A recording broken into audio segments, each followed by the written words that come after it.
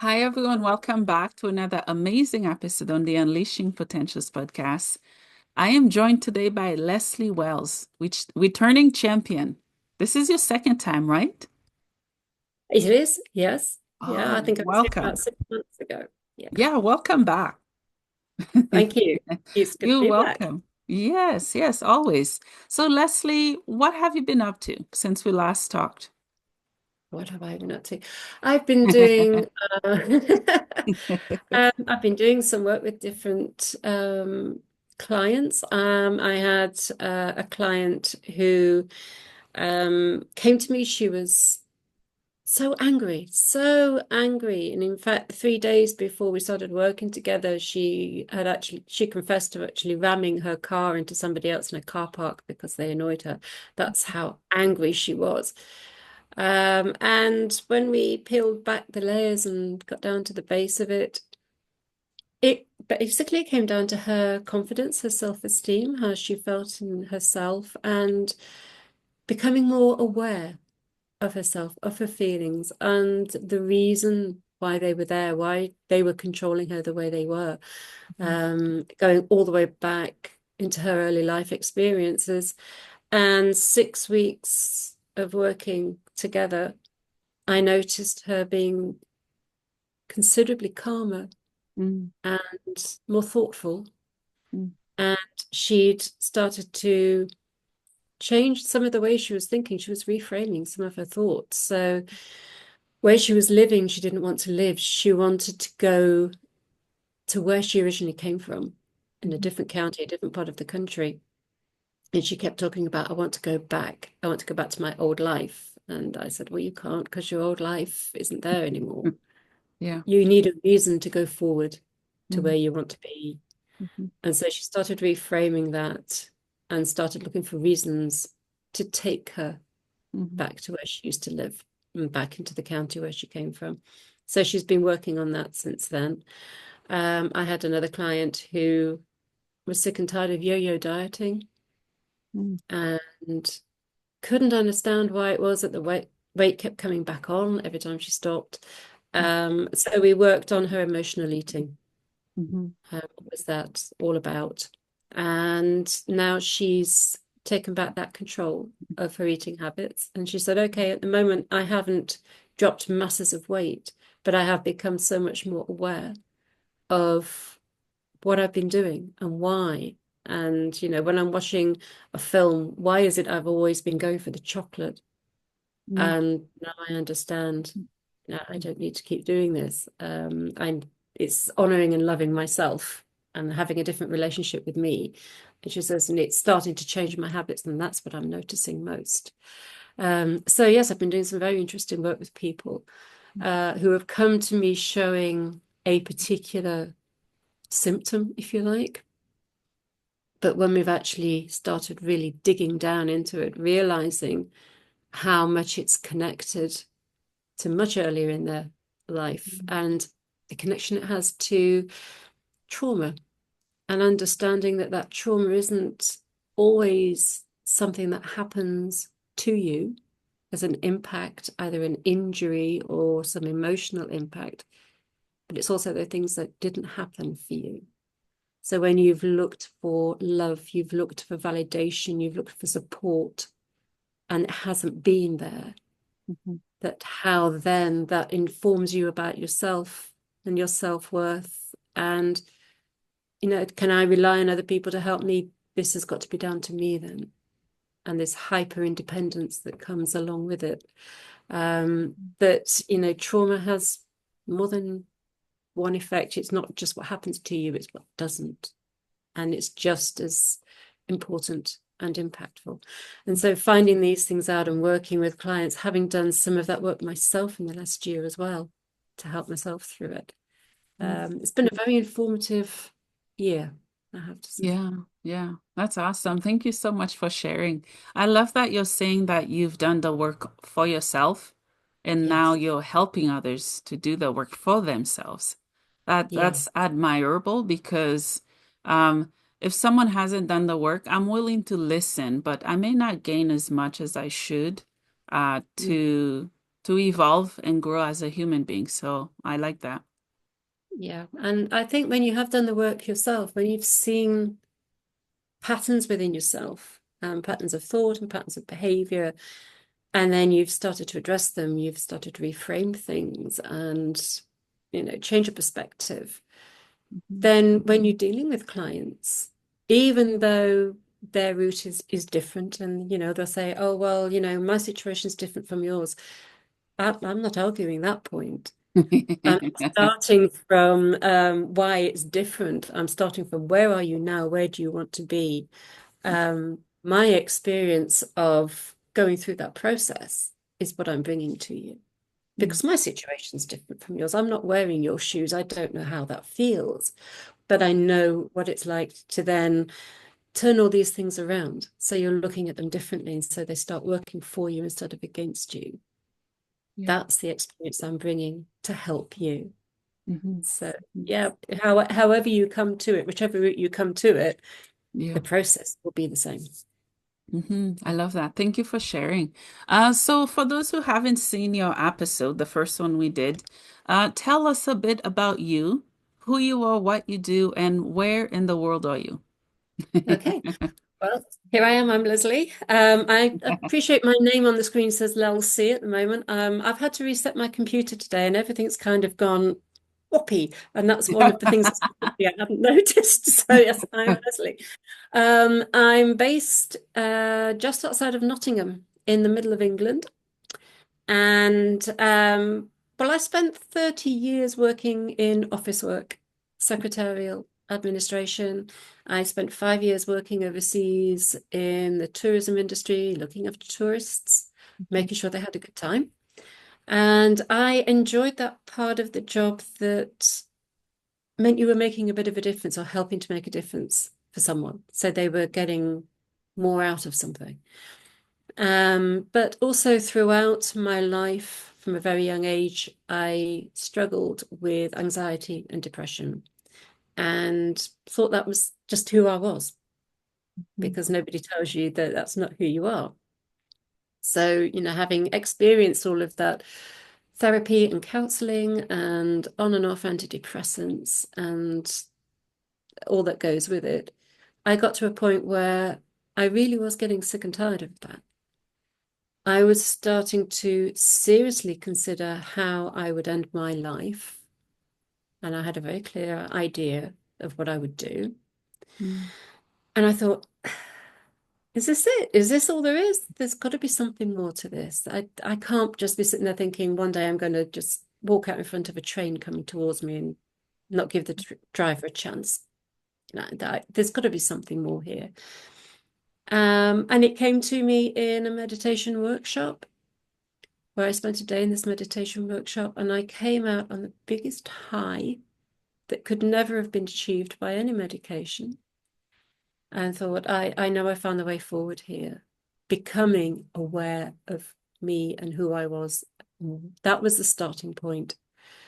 And from there, I decided to train in hypnotherapy, because I wanted to share this with other people. I wanted to help them mm, develop that same awareness, that ability to make those changes, rather than waiting for somebody else to make them for you, which never happens. yeah. In this way, I could show you how to do it for yourself. Mhm. From there, I've gone also into training in Reiki, and I'm now a master teacher. So something else that happened since we last talked, I got my master teacher credentials just before Christmas. Wow. And part of Congratulations. my thank you. Part of my plan going forward is to start teaching. Mm, To teach in the traditional 𝒈𝒐𝒻 method. yeah. And also I deliver coaching. I'm looking for men. So if there's any women watching this, or any man at all, um, you might know somebody who's struggling, Mm, juggling their lives. And basically life is not taking them where they want to go. Maybe they get a lot of indigestion. Maybe they can't sleep at night. Uh, Maybe they're just struggling with their own sense of purpose and self-worth. mhm, And frightened to reach out because they think it's a weakness to ask for help. But it's not a weakness to ask for help. The weakness is trying to bottle it up and pretend it's not there and hide from it. So if you know anyone who is struggling that way, I am looking for these people and wanting to help them. And with men, of course, because of it's becoming more publicized now, the fact that they are 75% of suicides. And I've lost a few friends to suicide. So I want Mm, to be part of the solution that starts turning that round. yeah. So that's been my work for the last 6 years, is developing the hypnotherapy, the Reiki, and the coaching to help people to find that new perspective, to reframe how they think about themselves, Mhm. and to start really living life and enjoying it, getting the most out of it, and doing what they're here for, which is to have a good time. Yeah, yeah, yeah. Thank you for sharing. Yeah, I love that you talk about it that way because I've been talking more and more about mental health. It took me a very long time to be able to talk about it, Yeah. because of what society does, the culture, how people talk. It's very painful to heal. Let me put it that way. And you've done a significant amount of healing to be able to help others heal. You'll know what I mean. Um, Yes. how can us as people, learn to be more compassionate, more understanding towards one another when we're struggling? Because everybody is struggling with something. I am. I look good. I am. I am. We all are. So how can we do that? I think it starts first of all with yourself. Mm, Um, I am a firm believer that what is going on within is happening beyond. yeah. So as within, so beyond. Um, and learning to love yourself. And it can be a very strange idea. And I talk about this with people, with friends sometimes, about how much do you love yourself? And they suddenly go, oh, oh, as if you've asked them, if they're doing something subversive. Yeah. Yeah. Hmm. And they look at you, what do you mean? Well, how much time do you give yourself? Hmm. How much forgiveness do you give yourself? Hmm. How much understanding do you give to yourself? Are you always quick to judge yourself? Put yourself down, berate yourself. How about being compassionate towards you? If you're looking for somebody to be compassionate towards you, if you're looking for someone to love you, how do they know to do that if you're not already doing it for yourself?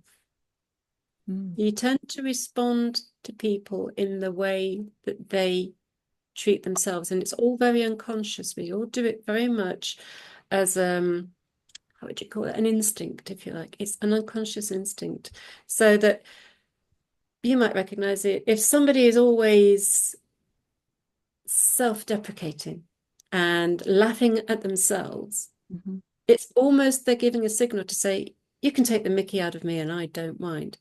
Mm. But secretly underneath that, every time you take the mickey out of them, a little bit more of them crumbles away because it confirms to them that actually I'm just a joke. Hmm. So it's not a case of taking yourself too seriously, but it's understanding that people will respond to you in the way that you treat yourself.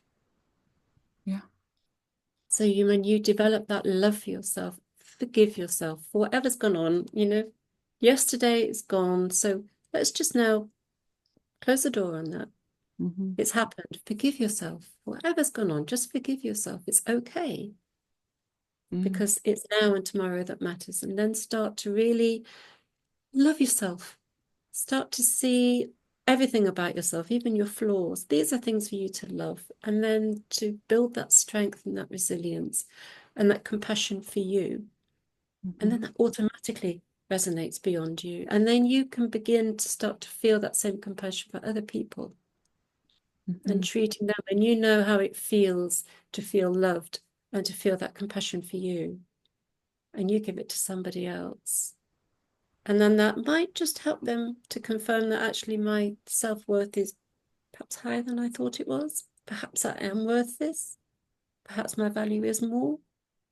And that can trigger their healing, and they can start to reevaluate how much they love themselves. It is that ripple effect. Yeah. Yeah. Starting with yourself, they can have a tremendous effect on those around you. Yeah. Yeah, I agree. Yeah. I mean, most of us, we can love people. It's just not ourselves in the ways that we know we should. And Yeah. it starts, I think, in our family line. And then it starts very young. Let me put it that way. Mm. Yeah. At school, bowling, or how our parents talk to us. And we grow into broken adults. Um, and it's very painful at times to reverse that.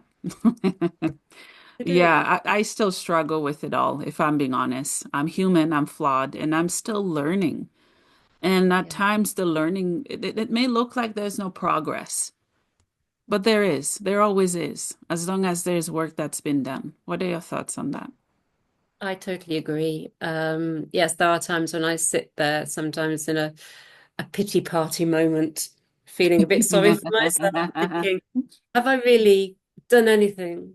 Have I made any progress at all?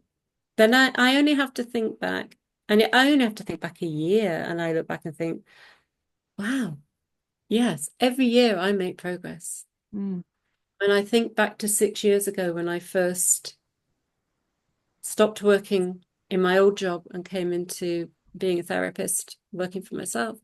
I look back at that person and think, who is she? mm, She's so different. yeah. Still me. She's brought me to this point. Hmm. But each year along the line, there has been a significant change.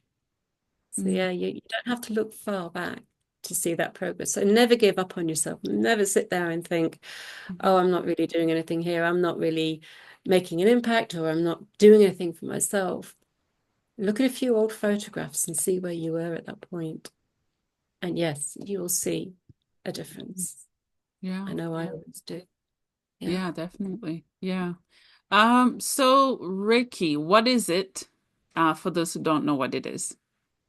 Reiki is magic of love, I will call that.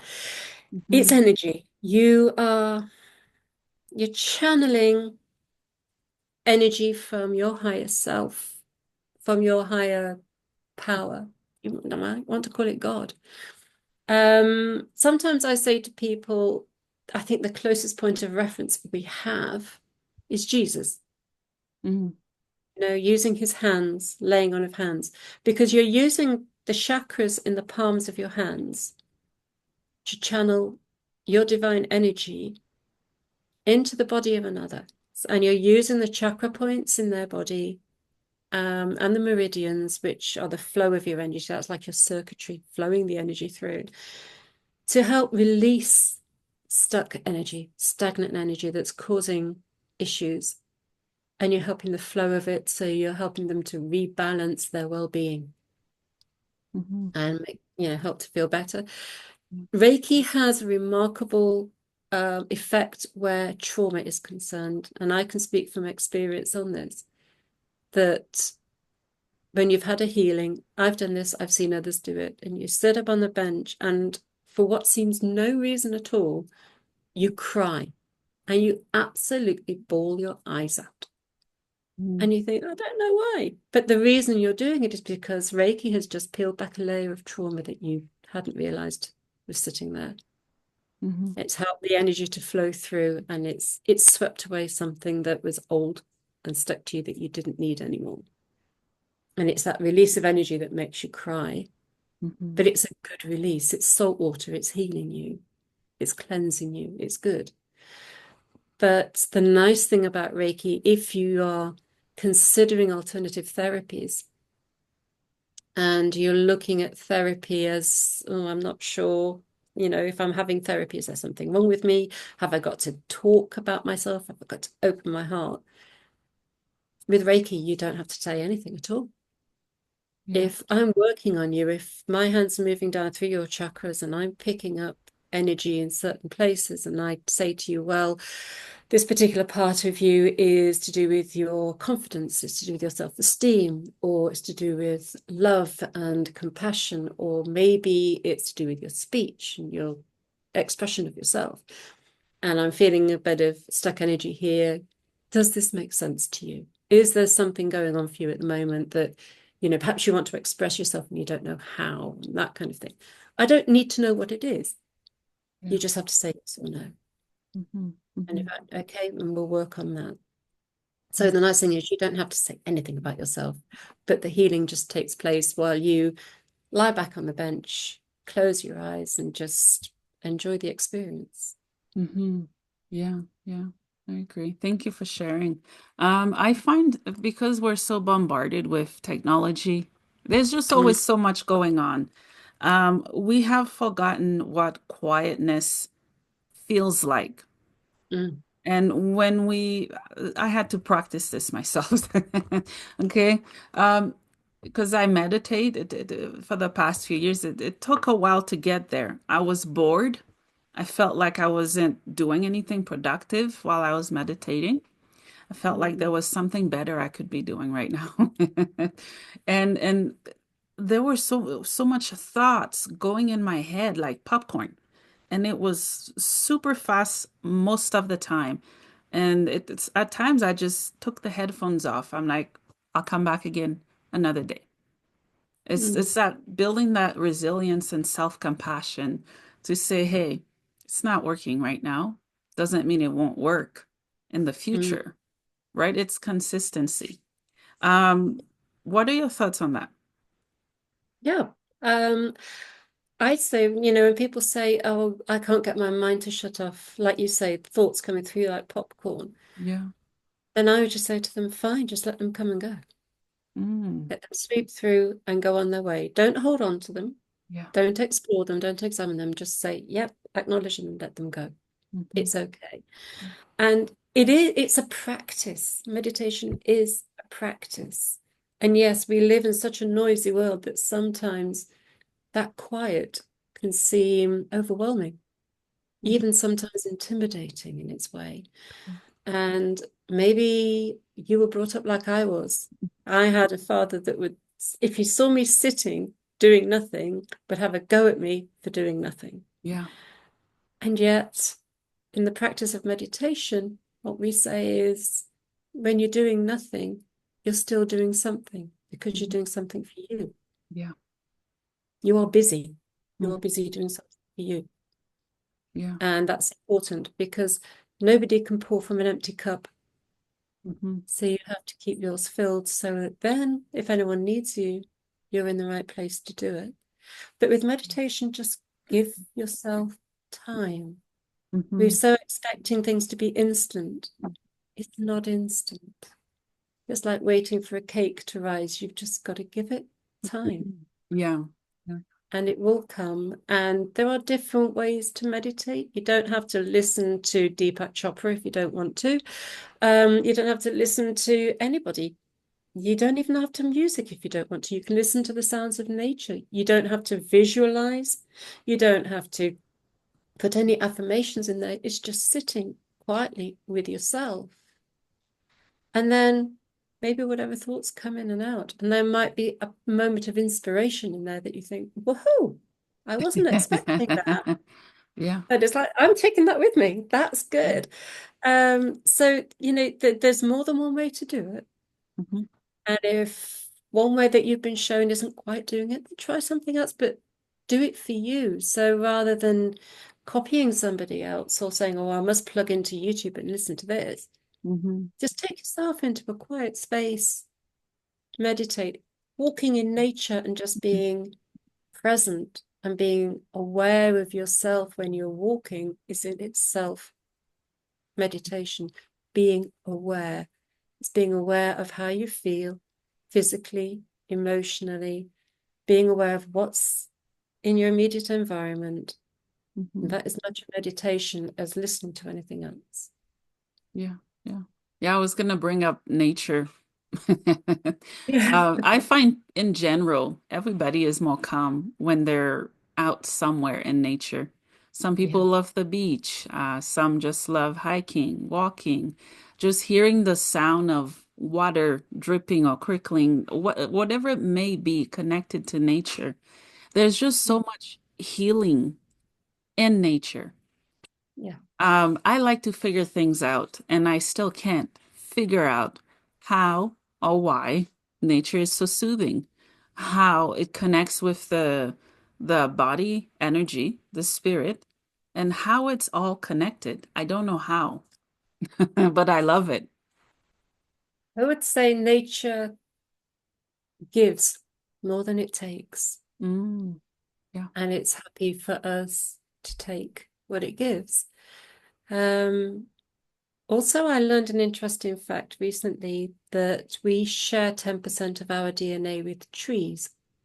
Oh, So, proving quite conclusively that we are from this planet as well as of this planet. yeah. And we are as much a part of that ecosystem as any of the creatures and plants and trees Mhm. within it. We are all connected. So, when I think we've been taught over the last 1,000 years that we are separate because obviously God created us last and put us here, made us out of clay and stuck us on the planet. Therefore, Yeah. we are apart from nature. Hmm. And then we started seeing these pictures, these schematics that have a pyramid and human at the top and then all the other creatures and things underneath. And then that changed to a circle where we were in the middle and everything was around us. Hmm. But more recently, it's just been a circle and we're just dotted in there in amongst everything because Yeah. we are a part of it, a component part of it, Mhm. not the main part of it.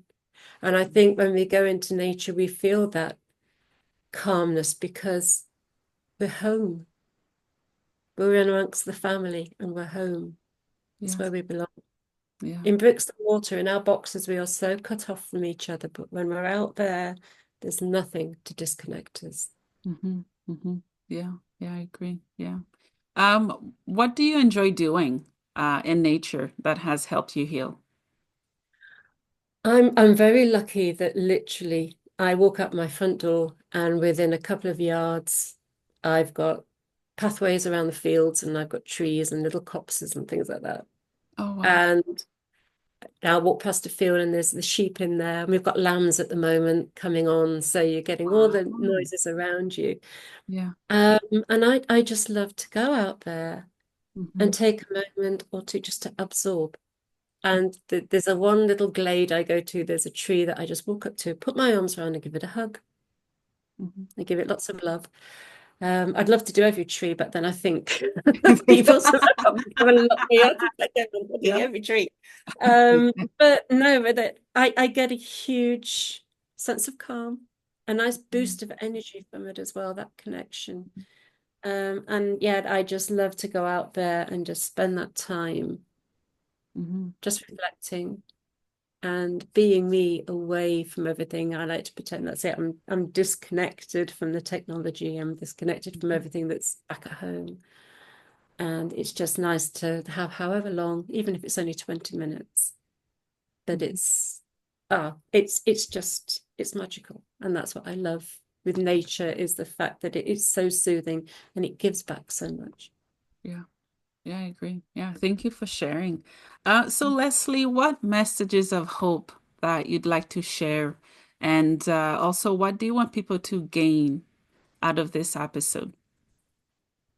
Out of this episode, I would like you to gain the, what do you call it, comfort, the knowledge that however things might have been until now doesn't mean they have to be forevermore, Mm.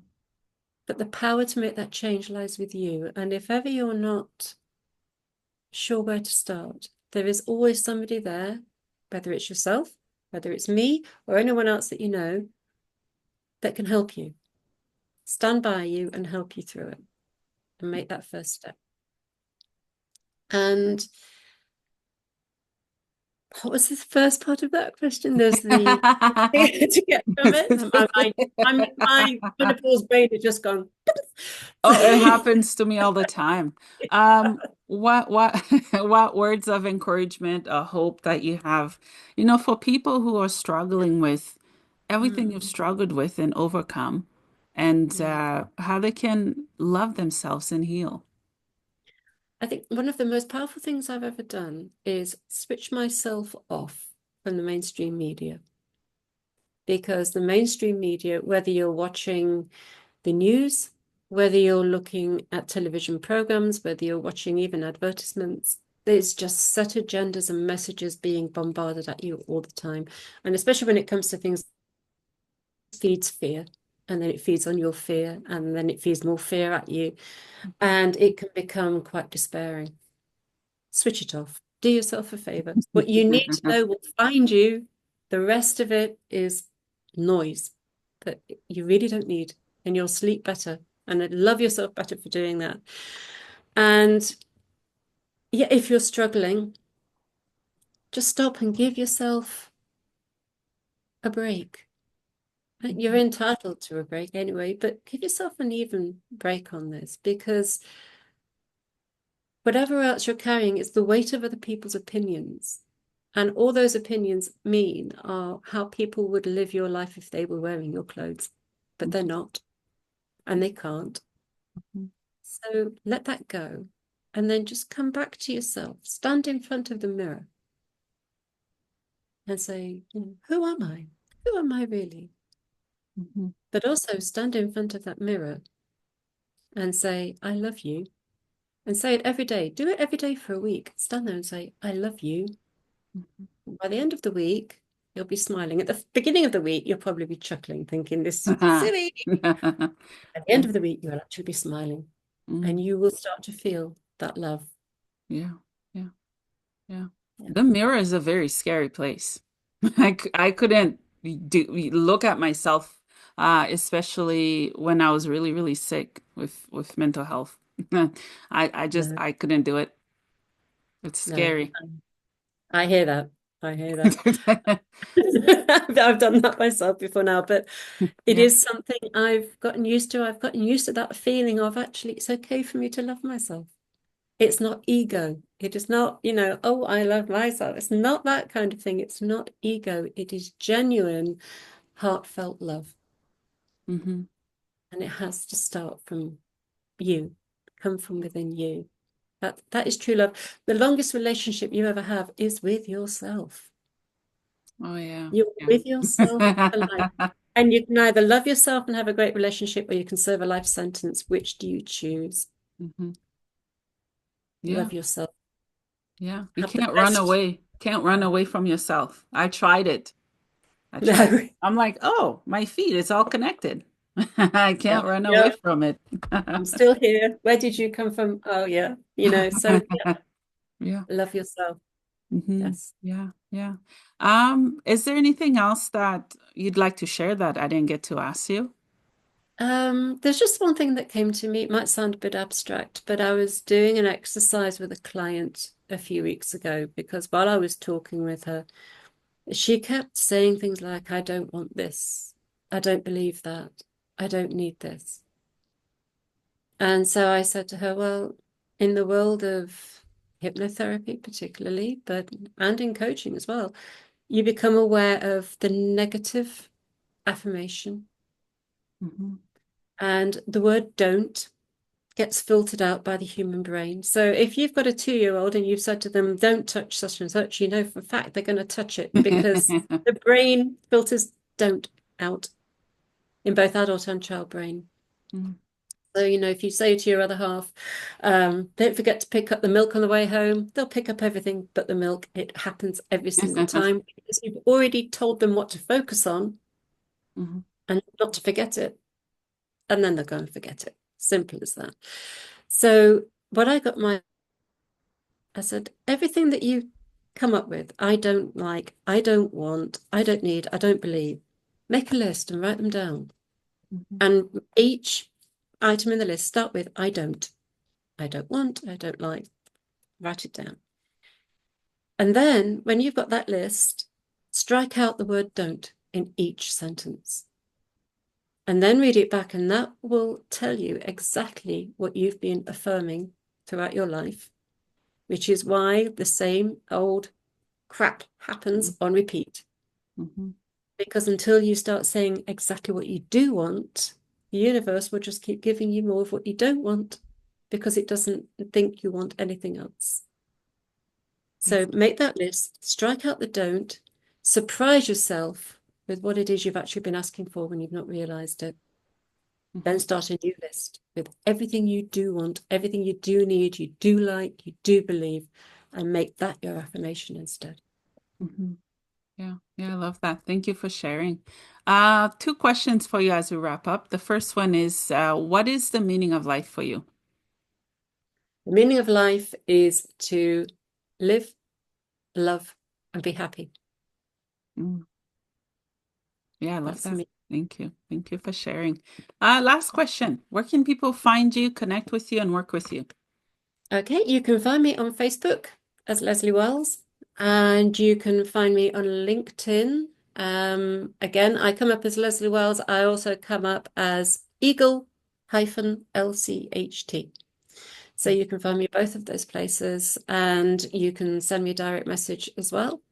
And if you want to send me a friend request, but yes, you can get in touch with me and ask me questions or find out what I do, find out any more information.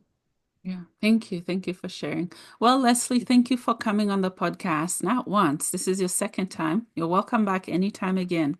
Thank you for Thank all you. the work that you're doing. Thank you.